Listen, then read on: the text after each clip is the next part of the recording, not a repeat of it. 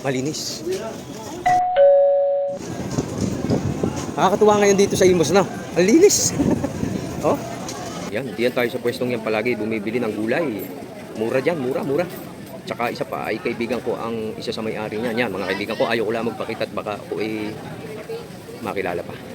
Ang linis sa mga ano rito, yung tindahan, oh.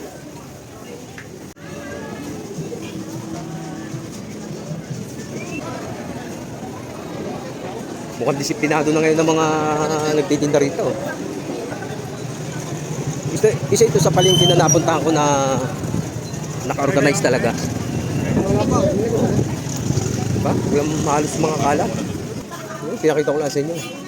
Oh, ang linis dito. Bawal daw rito magkakalat at mababan. Ano, mani. Mani hubad. Mani may balat. Magkano isang kilo? 125. 1/4 lang. Baka hindi natin kayang ubusin. Meron po sa bahay.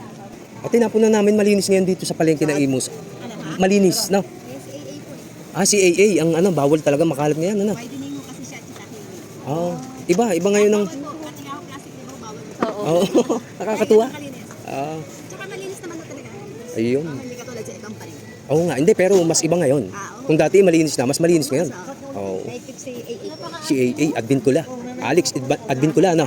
Yan. Ayun, tatay niya. Kung ano, kung resista na ho yung ano niya. Yung anak niya. Ay, hindi kung ano, konsehal. Konsyal.